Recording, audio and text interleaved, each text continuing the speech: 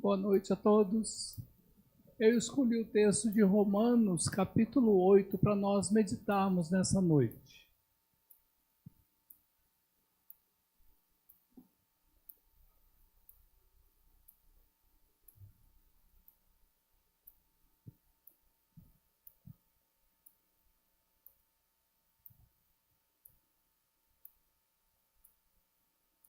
Romanos 8, eu vou ler a partir do verso 17 até o verso 27. E peço que você mantenha a Bíblia aberta durante a pregação, porque nós vamos voltar a alguns versículos do texto. Começando no verso 17, nós encontramos assim: Ora, se somos filhos, somos também herdeiros, herdeiros de Deus e co-herdeiros com Cristo. Se com ele sofremos, também com ele seremos glorificados. Porque para mim tenho por certo que os sofrimentos do tempo presente não podem ser comparados com a glória a ser revelada em nós. A ardente expectativa da criação aguarda a revelação dos filhos de Deus, pois a criação está sujeita à vaidade, não voluntariamente, mas por causa daquele que a sujeitou, na esperança de que a própria criação será redimida do cativeiro da corrupção para a liberdade da glória dos filhos de Deus. Porque sabemos que toda a criação, a um só tempo, geme e suporta angústias até agora. E não somente ela, mas também nós, que temos as primícias do Espírito, igualmente gememos em nosso íntimo, aguardando a adoção de filhos, a redenção do nosso corpo. Porque na esperança fomos salvos. Ora, esperança que se vê não é esperança, pois o que alguém vê, como espera? Mas se esperamos o que não vemos, aguardemos com paciência. Também o Espírito semelhantemente nos assiste em nossa fraqueza, porque não sabemos orar como convém, mas o mesmo Espírito intercede por nós sobremaneira, com gemidos inexprimíveis. E aquele que sonda os corações sabe qual é a mente do Espírito, porque segundo a vontade de Deus é que ela intercede pelos santos. Até aqui, que Deus nos abençoe na pregação da sua palavra nesta noite. Pelo calendário cristão, hoje nós comemoramos o dia de Pentecostes. O que é isso? Dia de Pentecostes é o dia que nós relembramos quando o Espírito Santo foi enviado aos discípulos de Jerusalém para capacitá-los a anunciar o Evangelho. Penta é 5. Pentecostes foi um evento que aconteceu 50 dias depois da Páscoa, e foi numa festa da Páscoa que Jesus deu a sua vida por nós e foi ressuscitado no novo corpo. Diz a Bíblia em Atos capítulo 1, que depois de ressuscitado, Jesus passou cerca de 40 dias se encontrando com alguns discípulos, orientando-os, consolando-os e preparando para a sua partida. 40 dias depois, Jesus voltou para o céu, dia da ascensão. E antes dele voltar para o céu, ele disse para os seus discípulos que eles esperassem em Jerusalém a promessa do Pai que ele iria enviar. E a promessa do Pai era o envio do Espírito Santo. E esse grupo foi para Jerusalém e ficou reunido e ficou orando num cenáculo. E diz a Bíblia que era um grupo de mais ou menos 120 pessoas.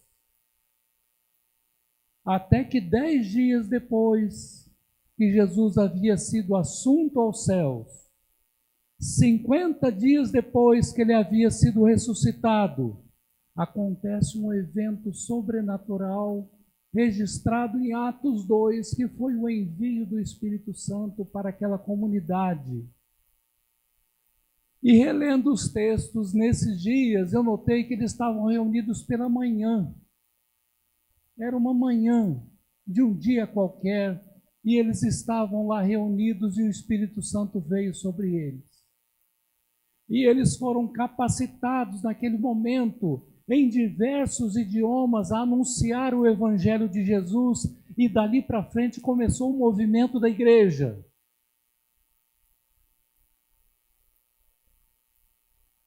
E logo depois da pregação de Pedro, diz o texto que quase 3.000 pessoas se entregaram a Jesus pelo batismo e receberam o Espírito Santo também na sua vida, para que eles tivessem uma vida guiada pelo Espírito Santo.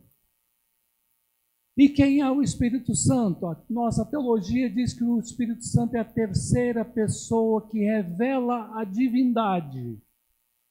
Então, presença do Espírito no ser humano significa a presença de Deus para guiar esse ser humano na sua vida. E nós cremos, a partir daqueles textos, que até hoje, quem reconhece Jesus como Salvador e Senhor, quem se entrega a Ele conscientemente pelo batismo, não importa se é adulto ou criança, porque quando criança, pela fé que os pais manifestam, recebe em si o perdão dos seus pecados e a presença, o presente do Espírito Santo na vida, para viver na vida dessa pessoa para sempre. E aí cabe, como diz também Gálatas 5, que cada um que recebe o Espírito Santo, cada um que se torna cristão, cabe cultivar esse Espírito na vida. E isso é feito com disciplinas espirituais, como a leitura da Bíblia, como a oração, como a participação na igreja, como o serviço ao Senhor e de tantas outras maneiras. Mas quando a gente está envolvido nesse projeto, esse Espírito Santo vai enchendo a nossa vida da presença de Deus, de tal maneira que a nossa vida passa a ser guiada por Deus, passa a manifestar o fruto do Espírito, que é tudo aquilo que nós desejamos e outras pessoas também desejam. Amor, alegria, paz, paciência, fidelidade, longanimidade, mansidão, domínio próprio, quantas coisas boas que nós precisamos e que o Espírito de Deus pode promover em cada um de nós. Mas o que relembrar, além disso, no dia de Pentecostes? Há outros textos da Bíblia que nos falam sobre a ação do Espírito Santo na vida de uma pessoa. Por exemplo, Atos 2 mostra que o Espírito Santo veio para nos capacitar a anunciar Jesus. Como o pastor Ricardo falou, não adianta a gente querer evangelizar alguém, falar de Jesus, se a gente não tiver uma comunhão boa com o Espírito Santo que está em nós. Não vai dar certo. João capítulo 14 fala que o Espírito Santo foi enviado para nos ensinar e também para nos consolar nos nossos sofrimentos. Gálatas 5 fala que ele foi enviado para nos transformar, para a nossa vida ir crescendo na fé, de tal maneira que a gente vai ficando cada dia mais parecido com Jesus. Então tem muitas ações do Espírito Santo na vida daquele que crê em Jesus e que segue a Jesus. Muitas ações. E lendo o capítulo de Romanos 8, eu descobri que esse capítulo, todo o capítulo, fala sobre uma vida no Espírito. Depois eu aconselho você a dar uma lidinha durante a semana em todo o capítulo. Lá a gente vê como é uma vida no Espírito. E esse trecho que eu escolhi, estudando bem a fundo o texto, eu descobri que há uma palavra que se repete 3 vezes nesse texto. E essa palavra parte do verbo gemer. Tem hora que fala em geme, tem hora que fala em gememos, tem hora que fala em gemido. E eu descobri que esse gemer, esse gemido, diz respeito à nossa vida nesse mundo. Aí eu quis trazer esse texto para a gente conversar sobre os gemidos deste mundo que esse texto apresenta. Vamos ver quais são os gemidos que a gente experimenta nesse mundo. Primeiro tem o gemido da criação. Isso está no verso 22, que eu vou ler novamente. Olha aí.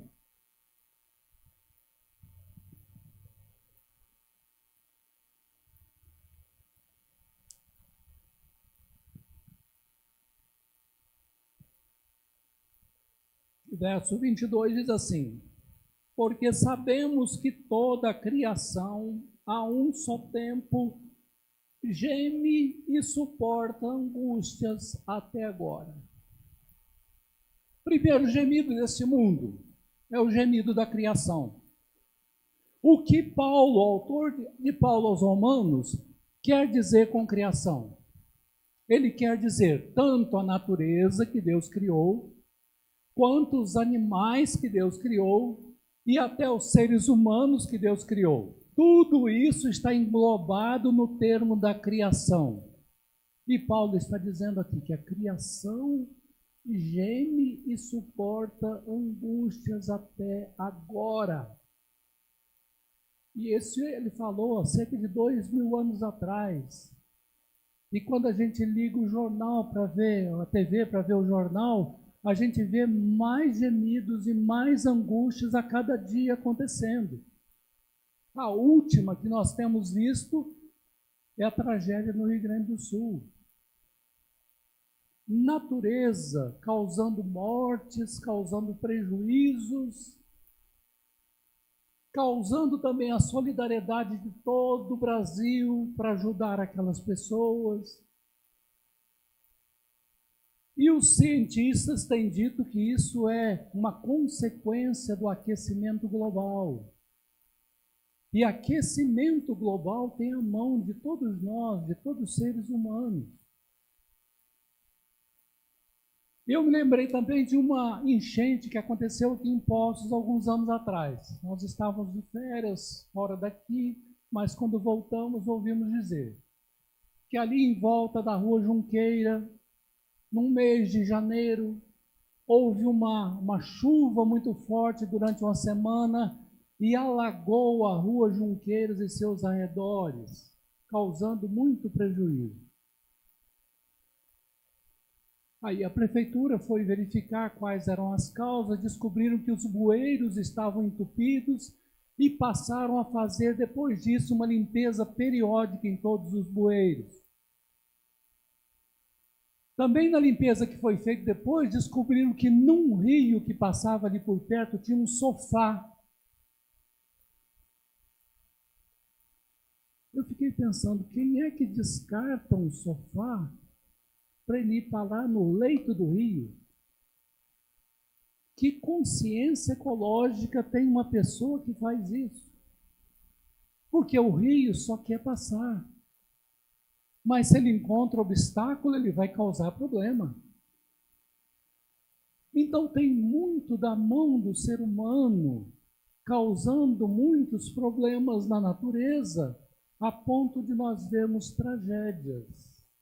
E com essas tragédias, a criação continua gemendo. Gemendo.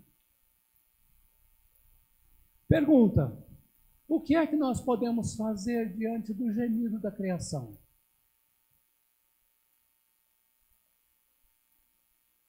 Eu creio que cada um de nós pode fazer alguma coisa.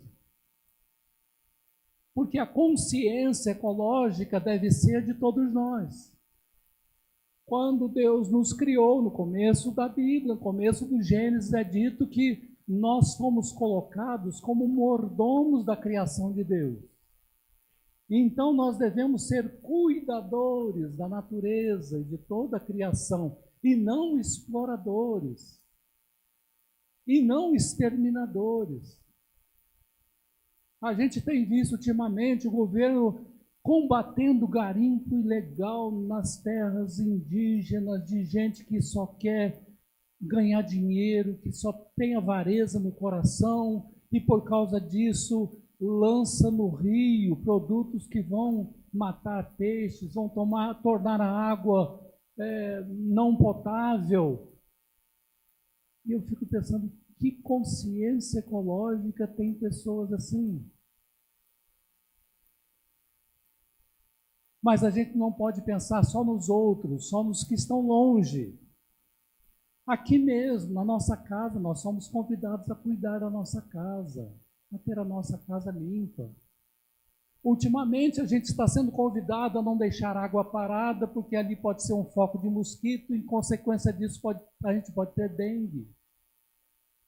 É fruto de uma consciência ecológica.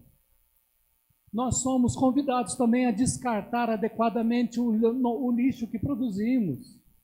Há muita forma de reciclar o lixo hoje, ou de encaminhá-los por caminhos corretos. Por exemplo, não se deve descartar pilha e bateria num lixo comum. Tem lixo especial para isso. Não se deve descartar lixo eletrônico em lugar comum, em lixo comum. Tem lugar especial para isso. Mas o que eu quero chamar a atenção é que cada um de nós pode fazer alguma coisa, porque nós somos chamados a cuidar da criação. E a criação está gemendo. E cada um de nós deve pensar o que pode fazer na sua casa, no seu ambiente, para que a gente tenha uma vida mais sustentável. A Bíblia nos convida a isso. A criação nos convida a isso. Esse é o primeiro gemido. Vamos para o segundo. Gemido do cristão. Está no verso 23.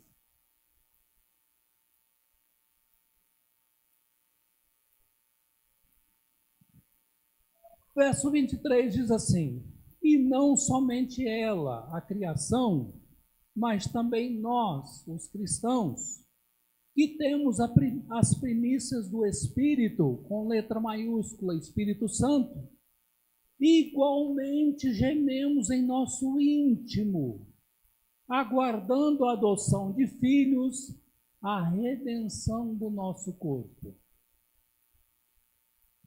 O que o autor está dizendo aqui? Que mesmo nós que somos cristãos, que cremos em Deus, que somos dirigidos pelo Espírito, que oramos, nós ainda gememos por causa da nossa condição física ilimitada. Nós adoecemos, nós temos dores, nós partimos, nós somos às vezes perseguidos pela fé em Cristo. Então há muito sofrimento que a gente passa nesse mundo, mesmo sendo cristão, que traz gemido no nosso ser. E Paulo procura explicar aqui que a salvação não é um ato apenas, mas ela é um processo. E esse processo ainda não terminou. Ele fala assim: nós não passamos ainda pela redenção do corpo, que vai acontecer na ressurreição do corpo quando Jesus voltar. Não é isso que diz Apocalipse? Quando Jesus voltar e todos nós formos ressuscitados, receberemos um novo corpo que não vai mais adoecer, que não vai mais morrer. O mundo estará livre de todo mal, não seremos mais perseguidos. Mas hoje nós estamos no processo para lá. Isso é esperança para nós, não é ainda realidade. E a gente precisa entender isso para lidar melhor com os nossos gemidos. Quero trazer um exemplo aqui, o exemplo de Paulo, que conta o seu testemunho em 2 Coríntios, capítulo 12. Ele diz assim, que ele tinha um espinho na carne, que certamente era uma doença. E ele diz que orou 3 vezes a Deus para retirar aquela doença dele. Ele deve ter pedido assim, Senhor, eu quero pregar, eu quero viajar, tira essa doença de mim, isso está me atrapalhando. E ele pediu 3 vezes e ele não foi atendido. Oração não atendida. O que um ser humano faz quando a oração não é atendida? O que um cristão, como é que o cristão reage quando a oração não é atendida? O apóstolo Paulo reagiu tão bem que ele disse assim, que ele entendeu que aquele espinho na carne era para não deixá-lo caminhar para a soberba, por ser um bom pregador, por ser um bom escritor, mas mantê-lo dependente da graça de Deus.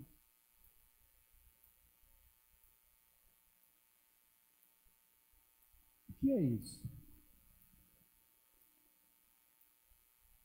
Isso é aceitar uma condição humana e física, aguardando a redenção do corpo, mas com paciência, com entendimento, sem desistência.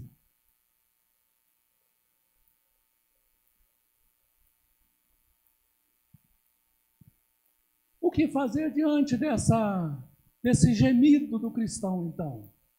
O verso 25 fala, mas se esperamos aquilo que não vemos ainda, com paciência o aguardamos. Ou seja, as lutas que nós temos, as dores que nós temos, as limitações que nós temos, devem ser aguardadas com paciência, porque hoje é época de esperança. Um dia vai acontecer, não aconteceu ainda, então paciência, vai acontecer. Ainda não aconteceu, mas vai acontecer. Uma vez eu fui num congresso que o pastor dizia assim, falando sobre a morte e a ressurreição de Jesus numa sexta e sobre a ressurreição de Jesus no domingo, ele disse assim, procurou trazer isso para a nossa realidade. Ele falou assim, os nossos sofrimentos são sofrimentos de sexta-feira, mas o domingo vem aí. Quando você estiver passando por uma dificuldade, pense, é sexta-feira, mas o domingo vem aí. Não está longe, está difícil, mas o domingo vem aí. Então, ele fala de aguardar com paciência, sem perder a esperança, mas suportar esse gemido, sem desistir. O gemido do cristão é uma realidade e que a gente precisa lidar com ele. Vamos para o terceiro? É o gemido do Espírito, está nos versos 26 e 27.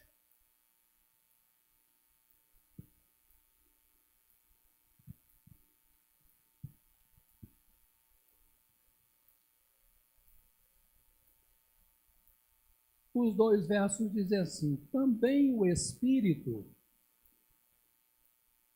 e aí não tem a palavra santo, a gente pode ficar na dúvida, né? É o Espírito de Deus ou é o Espírito humano? Mas quando aparece Espírito com letra maiúscula, diz respeito ao Espírito Santo. Então Paulo está falando a respeito do Espírito Santo aqui. Também o Espírito Santo, semelhantemente, nos assiste em nossa fraqueza, porque não sabemos orar como convém, mas o mesmo Espírito intercede por nós sobremaneira com gemidos inexprimíveis. E aquele que sonda os corações sabe qual é a mente do Espírito, porque segundo a vontade de Deus é que ele intercede pelos santos. O que esse texto está querendo dizer? que o Espírito Santo, presente em cada cristão, também geme dentro de cada cristão. E por que é que ele geme? Quando é que ele geme? Ele geme quando a gente está passando por um sofrimento. Então Deus está conosco, Deus sofre conosco, e Ele está orando por nós, lutando conosco, mas a oração do Espírito é diferente. Porque quando a gente está passando por uma dificuldade, às vezes a gente não ora. Às vezes a gente não acredita que Deus pode resolver aquilo, e às vezes a gente nem ora por aquilo. Toma outras providências, mas não ora. Mas geralmente a gente ora. Só que às vezes a gente ora de forma egoísta, a gente quer resolver aquele problema para ficar tudo bem. E se não for para resolver aquele problema? E se for para haver uma transformação na vida da pessoa a partir daquele problema? É aí que entra o gemido do Espírito, porque ele vai orar por nós segundo a vontade de Deus.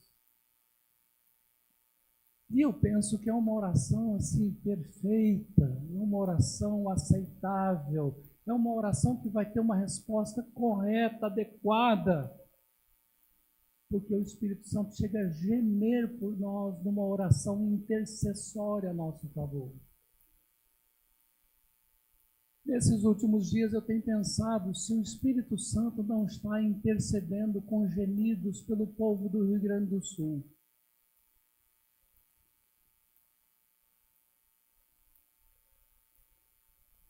A gente se preocupa muito em ajudar.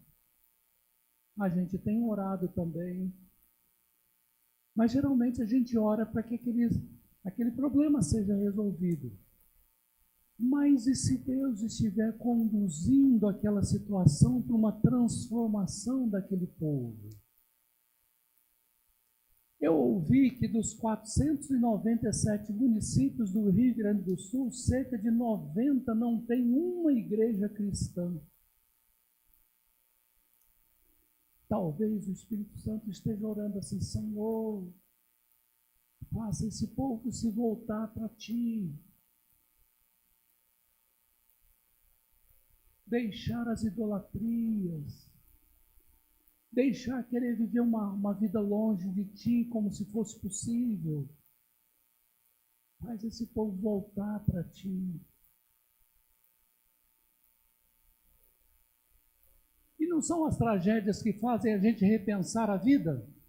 Geralmente, os sofrimentos, as tragédias fazem a gente repensar a vida. Porque a gente tem dificuldade de ouvir o outro, a gente tem dificuldade de ouvir a nossa consciência. Aí vem uma tragédia, a gente tem que parar e repensar a vida. E a pergunta que eu trago é: o que fazer diante desse gemido do Espírito, que geme por nós também? O que fazer? Primeiro, eu acho que a gente deve confiar nele.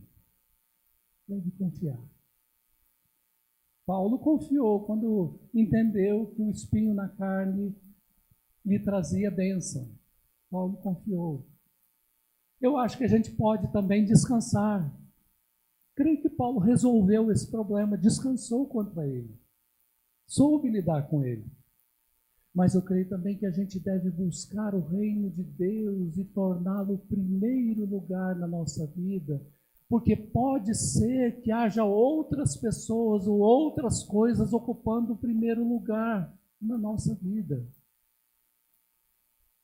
E a Bíblia mostra que o reino de Deus é muito maior do que os nossos reinos, pequenos ou grandes. O reino de Deus é muito maior do que tudo isso. Então, meus irmãos, eu quis trazer essa mensagem no dia de Pentecostes para mostrar que a criação está gemendo, que nós, como cristãos, também gememos, mas que o Espírito Santo está em nós, sofrendo conosco e gemendo por nós, para que a gente possa viver uma vida no reino de Deus, segundo a vontade de Deus, para a glória de Deus. Então, meus irmãos, vamos confiar nessa presença intercessora do Espírito Santo em nós, para que a gente possa viver bem, viver a vida que Deus tem para nós, a cada dia, mesmo enfrentando as dificuldades.